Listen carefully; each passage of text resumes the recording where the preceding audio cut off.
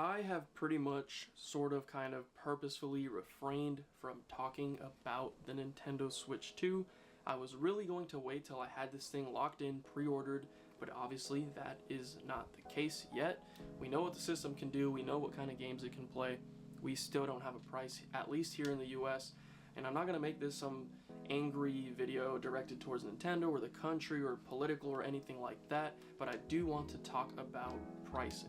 And I do want to clarify some things, address some of the various factors involving the system, and express some thoughts, just so that you guys don't have some predetermined judgment or understanding of me being some Nintendo hater, which is not what I'm trying to do here. I'm not just trying to bash the machine or Nintendo or anything like that. I'm just simply trying to put some things into perspective so that other people can see, one, what they're getting, and two, the other options that might be better for them. I would like to start off by saying that I do not dislike the idea of the Nintendo Switch 2. I actually think the system looks great. It looks like it's up to par with something like the Steam Deck, like the ROG Ally, in terms of a handheld experience. And the games are obviously going to be fun, especially the first party games. I'm definitely looking forward to some of those games. I'm excited for the new Mario Kart, excited about the new Donkey Kong, and whatever else is to come after that. 120 Hz screen, 1080p, all of that sounds fantastic, considering the Switch 2 will probably be one of the thinnest and lightest, smallest devices to be able to play some of these games like Elden Ring, Cyberpunk, and obviously the first party games, in comparison to something like the ROG Ally or the Legion Go, which are much larger devices. So just something to keep in mind there. I'm sure ergonomics and portability will definitely play a factor in some people's decision making. It really comes down to just being able to play some of these games. We're mainly excited that we can play some of these games that weren't possible before on the Switch, original Switch or Switch OLED, and can now play on this newer device like Elden Ring, like Cyberpunk, which, some people are super surprised about. But I've been saying that the future of gaming is not everything just getting super strong and powerful in terms of raw power, but they will learn to optimize certain experiences and condensing the size of the device, even if it doesn't have as much power as we'd like it to have or think it to have. That's where things like FSR and DLSS come into play. Those are these handhelds' best friend. These features and technologies are what make the handheld experience so good. So am I super shocked that the Nintendo Switch 2 will be able to play some of these games? Not really, but I am glad that they're finally implementing these technologies in the most mainstream handheld that's out there. So yeah, the system looks great. It's going to be able to play some games that are on PS5, on Xbox, and it looks like it's going to be able to keep up at least for some time. That's great. But the pricing. Not only do we not know if the system is going to be staying at the $450 price point, that could go up. Even if it stays the same sort of logic applies with this, because the games, it doesn't look like they're going to get any cheaper. If they're $80, that's already high. If they're higher than that, then people are just going to be more angry about that. This is my Nintendo Switch OLED, and this is my handful of Nintendo Switch games. 8 years or whatever, however long the Nintendo Switch has been out, this is the majority of my Switch collection right here for games. And they're all pretty much first-party games with the exception of Hades, which is available on other platforms. So there's about 10 games here. I do have other games installed on the actual device, so I have somewhere between like 15, 20 games, or maybe a little bit more. But even then, that doesn't sound like that many games in the amount of time that the Switch has been out. So even if each of these was $80, I'd still say, that's not the worst thing in the world, because I just don't frequent this system as much. And most of these are first-party experiences that I'm not going to play or be able to play on other devices. Now, I don't have a lot of Switch games, and it's not because I don't like the Switch. If I only had Breath of the Wild, I would have still loved my Switch. That's one of my favorite Switch games, and I would play that game if it was the only game I had on the system. It's simply because I have my other games scattered across all of my other various devices. I've got a PC, and if I buy a game on PC, it's now available on a multitude of devices that I own. The Steam Deck, the ROG Ally, the Legion Go. I've got a PS5, there's games scattered on there, on my Xbox, and so on. And so, I've got games everywhere. Not one singular library of games that I own is extensively large. They're just everywhere, and as a collective, yeah, have a lot of games, but they're just all over the place. Now, I understand that not everybody's going to have the option to choose what platform they want to buy their game on, and they're not going to have as many storefront options to view different sales and just make the best choice for where to buy that game. They might only have one system, and that's why they have so many games on that one particular platform. If you only have a Switch or a Switch 2, obviously you're going to have to buy all of your games for that system. For the ones that don't really have anything and they're looking into getting into handheld gaming or just gaming in general, the Switch 2 is looking like it won't be the smartest option to buy your games on. Let's suppose the Switch 2 does end up coming in at $450 and you pick up Mario Kart World, and you just got the standalone console, not the bundled console with the game, but you got the console and now you bought Mario Kart World for $80 and you want a third-party title because, you know, it's your only system and you want to play Cyberpunk, you've never played it before. You're paying, I don't know how much Cyberpunk is going to be, but let's say it's going to be $60 to $70. You're paying $150, damn near $150 on Mario Kart and one third-party game on top of the $450 that the system already cost. 600 spankaroonies on Mario Kart World, Cyberpunk, or Elden Ring, whatever game, and the system itself. That is actually crazy. And that's if it drops at $450 here in the US. If it's $550 or whatever, add 100 to that, you're paying $700 now for a Nintendo Switch 2 and 2 games. It's actually kind of stunning.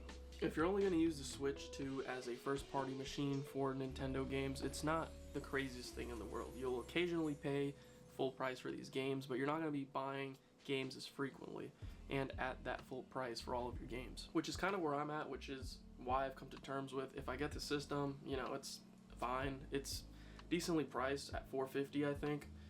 When you really compare it to something like the Ally or the Legion Go or the Steam Deck, it just has way less value than what the Steam Deck offers, specifically the Steam Deck, which is one of the cheapest handheld PCs that you can get and has one of the best storefronts that has the most sales that you can get. So if you don't care about first-party titles, I really hope you do your research and realize that you can get a portable system that plugs into your TV for much, much cheaper. This is my OG LCD Steam Deck, and you can get an LCD 256GB Steam Deck, which is the same amount of storage you get on the Switch 2 for $399. $399. And if you have a PC already, you can pretty much play all of your Steam games, if you have Steam on your PC, on this device. So you'll already have games for this thing. And I haven't really used my Steam Deck in a while. I know this sounds like some crazy advertisement, and the only reason I haven't really used my Steam Deck in a while is because I have the Legion Go, which whatever games I have on my Steam Deck, I have on my Legion Go, and they just play better, look better on there, because I was willing to spend a little bit more for that system. But if you're just looking for a way in, the Steam Deck, it's got you. When you really think about it, the price margins are not even close. Like, it's not even a competition. If you're looking for budget friendly, if you're looking for portability, if you're looking for a hybrid console that can plug into your TV and also be playable in your hands, it just makes perfect sense to get something like the Steam Deck. $399 is already cheaper than that $450 that the Switch 2 is going to cost. Now let's factor in the games. I went on CD Keys and I found Cyberpunk, I think it was the Ultimate Edition of the game, for $35. So for less than $500, you're getting the Steam Deck, the same amount of storage as the Switch 2, and if you get it, you know, games on sale, $35, whatever, $40, like Cyberpunk, you're still paying less than whatever Nintendo's going to charge for that same game for a similar performance, especially in handheld mode. I know it's a little beefy, like it's a pretty hefty machine. It's not as thin as a Nintendo Switch 2, but it has a lot of other benefits. Now, I'm not here to convince you to not play Nintendo games, but I am here to point at where you can play other third-party games for much cheaper. And the best part is that this thing is available right now. Like, you don't have to wait or anything for pre-orders or whatnot. If you're excited to play games like Elden Ring or Cyberpunk or Hogwarts Legacy on the go, you can already do that right now. If you already own that game on Steam, well, you just have to buy the system and boom, you're good to go. Steam and the Steam Deck obviously doesn't have the giant marketing, push behind it. The brand is obviously not as iconic and recognizable as something like Nintendo, but there's people like me and other people that know that this is a much better option for a lot of people. Some people might argue and say, oh, you can't compare the two because they're on totally different playing fields. Or are they really that different? I can play games on the go, and now they can pretty much play the same games, except one is way more expensive than the other. Depending on what you get. Obviously other devices, even the other devices, the more expensive devices, go on sale more often than you think. I think people have gotten ROG Allies for $450 or something, $460. If it's open box, you can really find good deals on some of these devices and be pretty much set up for all of those games that you're excited to play on the go. And once again, those options are available right now. Obviously, the state of the economy and the world could cause other things to go up. It's not just Nintendo that's going to raise their prices. If they raise their prices, other companies will follow suit. But for right now, if you're trying to get something that you can play on the go, there are definitely other options to look at, especially if you don't really play Nintendo games. I've got a couple of Nintendo games, and the only thing I'm going to be adding to this Switch collection is probably more Nintendo games.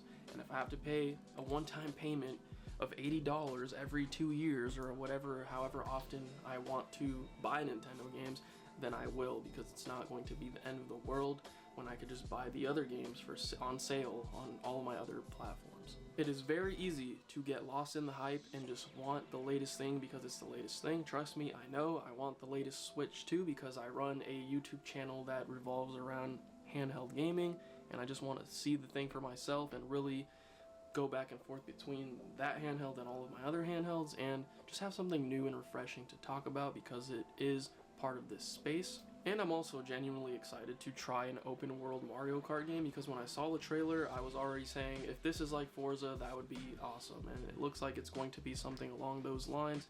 Open world Mario Kart, can't wait to try it. And then the one third-party game I'm definitely excited to try on the Switch 2 when it does drop is obviously Call of Duty, which might be Call of Duty on the Switch 2 could actually be really cool. Same thing with Halo and games like that. Who knows, if Game Pass comes to the thing, maybe that eliminates this whole third-party nonsense. It would make it a easier, more affordable way to play third-party games on a device that is capable of playing them, but I just don't see myself paying full price for some of these third-party games that I can just buy on my PC and play on all of my other platforms. I did register myself on my Nintendo account for the pre-orders. If I get hit up on there, then I'll pre-order from there.